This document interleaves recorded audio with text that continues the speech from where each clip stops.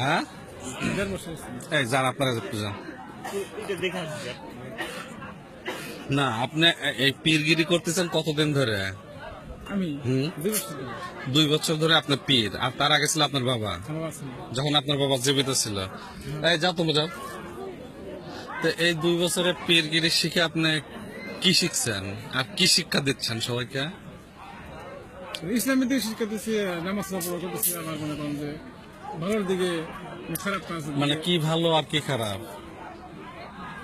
নামাজ পড়া প্রস্তুত করতেছি। আবার মনে করেন যে কারো মিথ্যা কথা বলা না করতেছে, টাকা পয়সা কারো মাইরা রাখা না করতেছে, এদিকে খারাপ কাজে বিরত রাখেন না করতেছে। নামাজ পড়ার কথা বলতেছেন, কোরআন হাদিসের কথা বলতেছেন। আপনি বুখারী শরীফ কোনোদিন পড়ছেন?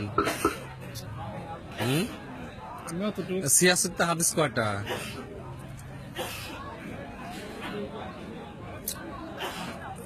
তাহলে আপনার ওস্তাদ আপনি কি শেখাবেন? বুখারী শরীফের প্রথম হাদিসটা কি বলেন তো? হ্যাঁ বলেন, বুখারী শরীফের প্রথম হাদিসটা কি? জান আপনি জান। কোরআনের প্রথম সূরাটার নাম কি? সূরা ফাতিহা। সূরা ফাতিহা। তারপরে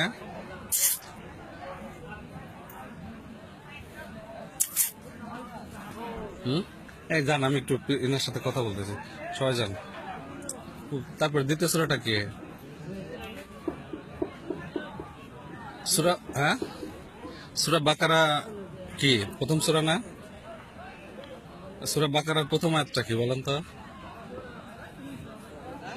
তো সূরা ফাতিহা তো বলতে হবে।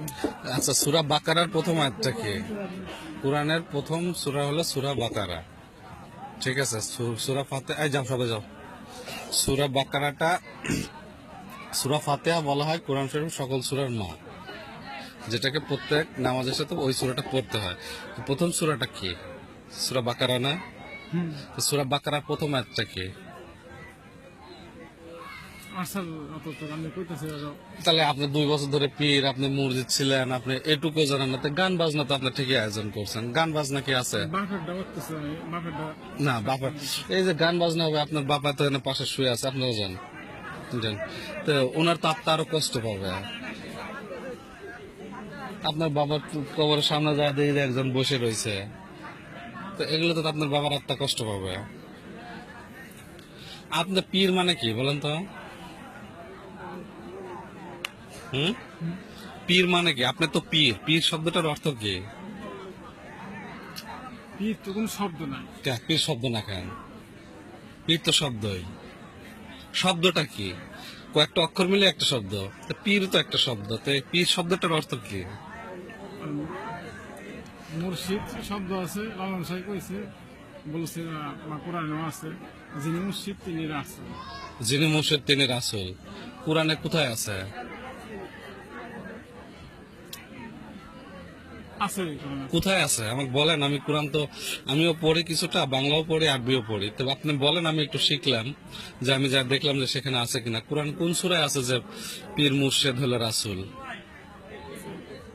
উলবিল মুমিন আরো ছিল, মুমিনের কাল আল্লাহ রাসূল। মানুষকে সেবা সেবা দেয়, মানুষের ভালোবাসার চেষ্টা করে। আপনি কি বললেন? উলবিল মুমিন আর আসতেছে, থামেন, আসেন না। মুমিনের কাল আল্লাহ রাসূল। তো এটা কোন সূরায় আছে? কোন সূরায় আছে? আপনি তো একটা বলে ফেললেন, এটা কোন সূরার আয়াত? কোরআনে তো সূরা ছাড়া নাই, তাই না? তাহলে এটা কোন সূরার আয়াত?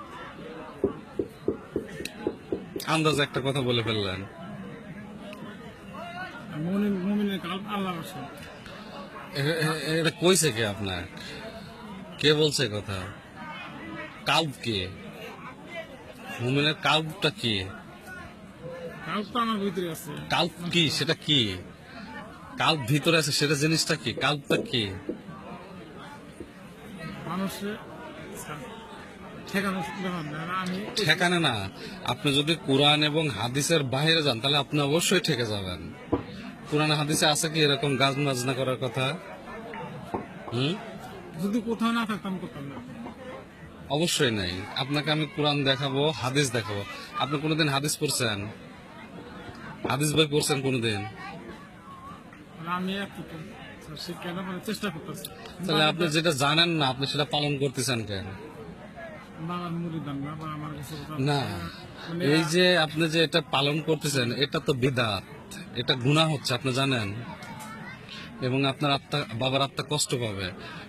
মৃত ব্যক্তির সামনে হলো দোয়া দরুদ পড়তে হয়, আর সেখানে যদি বিষয়ের নামাজও পড়ছে, তো এখন যে গান বাজনা মিলাত হয়েছে। তো এখন যে গান বাজনা করবেন তাহলে কি হলো? গান বাজনা করবেন তার আত্মা কষ্ট পাবে না? কোরআনে গান বাজনা আছে? গুণগান লেখা আছে, হ্যাঁ, গুণগান আছে। কোন গুণগান আছে বলুন তো? গুণগান কি আর গান কি? গান তো কথাই গান, আর গুণগান কি? প্রতিটা গানে কথার বিচার আছে। আমি কথা বলতেছি কথার বিচার আছে, আমি কথা বলতেছি কথার বিচার আছে। আমি বিচার ছাড়া তো কিছু তো না। গান ডুগি তবলা বাজায় গান গাওয়া যাবে? এটা কোরআনে সম্পূর্ণ নিষেধ না? আপনি মুরিদ, আপনি ইসলামের কথা বলবেন, আপনি তো কোরআনও জানেন না হাদিসও জানেন না, তাহলে আপনি কি শিখাবেন?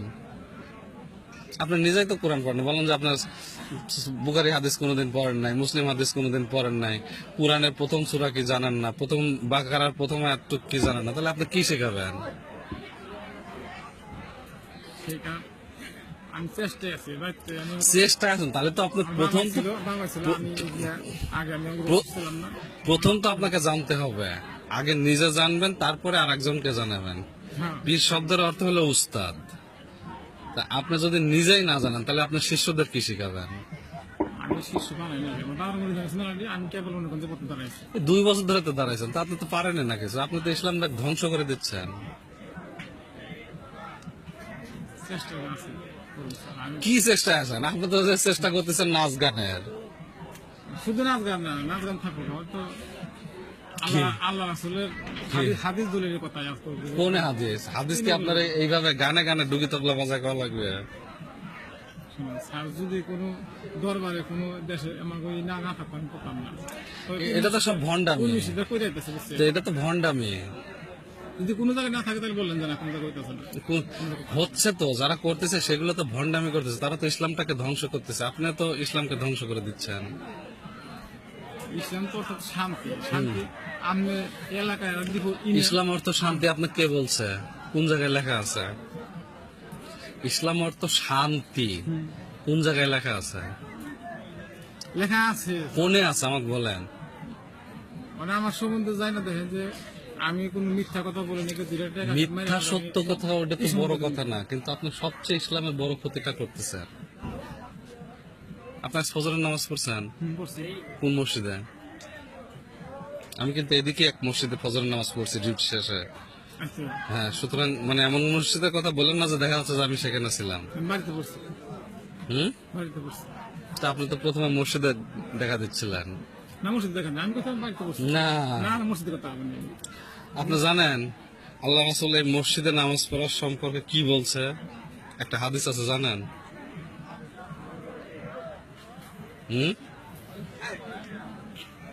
মসজিদে নামাজ পড়া আর বাড়িতে নামাজ পড়া সম্পর্কে একটা হাদিস আছে জানেন? জানি কি বলছে বলেন তো? জামাতে নামাজ পড়া ভালো। এখানে হাদিসটা কি বলছে? ভালোর কথা বলেনি। হাদিসটা বলা আছে রাসূল করিম সাল্লাল্লাহু আলাইহি সাল্লাম বলছে যে ব্যক্তি নামাজ মসজিদে ছেড়ে বাড়িতে পড়ে সেই বাড়িতে যদি শিশু আর নারী না থাকতো ওই বাড়ি আমি জ্বালায়া দিতাম। তা আপনি পীর, পীর শব্দের অর্থ জানেন না, কোরআনের প্রথম সূরা কি জানেন না, সূরা বাকারার প্রথম আয়াতটা কি জানেন না, তাহলে আপনি উস্তাদ, আপনি কি শিষ্য শেখাবেন? তাহলে বলেন গান বাজনা করবেন, এটা তো কোরআনে পুরাটাই নিষেধ। হাদিসেও নাই, কোরআনেও নাই।